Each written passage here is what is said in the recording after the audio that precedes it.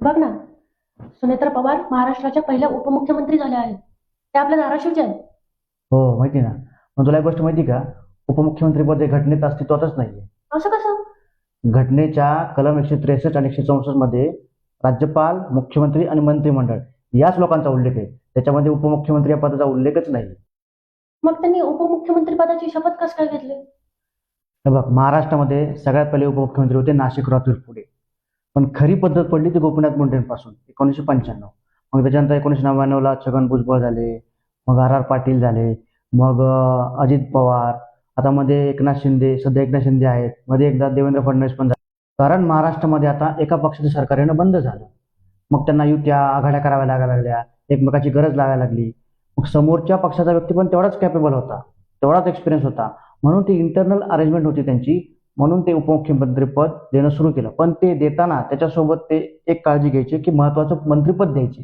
जसं की गृहमंत्रीपद असेल, अर्थमंत्रीपद असेल, खूप महत्वाची पद असतात. मग जर घटनेत हे पदच नाहीये तर याच्यावर आजपर्यंत कोणी आक्षेप नाही का घेतला? घेताना गोपीनाथ मुंडेंनी शपथ घेतली त्यावेळेलाच आक्षेप घेतला होता. हायकोर्टामध्ये पिटिशन दाखल केलेली होती.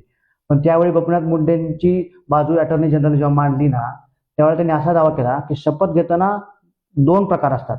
एक पदाची शपथ आणि दुसरी गोपनीयतेची शपथ. ती पदाची शपथ घेताना जर चुका झाल्या तर चालतात, पण गोपनीयतेची शपथ घेताना चूक होत नाही. तू कधी पण बघ, शपथ झाल्यानंतर ते लोक एका रजिस्टरवरती सिग्नेचर करतात. भले शपथ घेताना म्हणतील की मी उपमुख्यमंत्री पदाची शपथ घेतो, पण रजिस्टरवरती साईन करताना त्याच्यामध्ये मंत्री हाच उल्लेख असतो.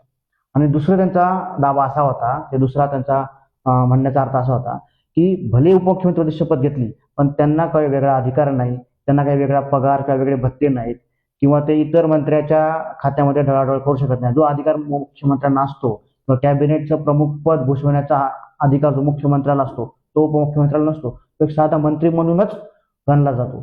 मग कोर्टाने त्यांचा हा दावा मान्य केला आणि ती पिटिशन खारिज केली. आता रिसेंटली 2024 मध्ये पण सुप्रीम कोर्टामध्ये एक PIL दाखल झाली होती. त्याच्यामध्ये पण त्यांचं हेच म्हणणं होतं की घटनेमध्ये उपमुख्यमंत्री पद नाहीये, पण देशात सगळ्या राज्यात आता ही पद्धत पडली आहे उपमुख्यमंत्री पद देण्याची. त्यावेळी पण सुप्रीम कोर्टाने हेच म्हणलं होतं की ते इंटरनल अरेंजमेंट आहे, त्याने काय संविधानाला धोका वगैरे पोहोचत नाही किंवा संविधानाचा अपमान होत नाहीये. त्या त्या पद्धतीमुळे आम्हाला काही आक्षेप असण्याचं कारण नाही. आणि सुप्रीम कोर्टाने पण ती पिटिशन खारिज केली. तेव्हा आता त्याला कोणी आक्षेप घेण्याचा काही प्रश्नच नाही.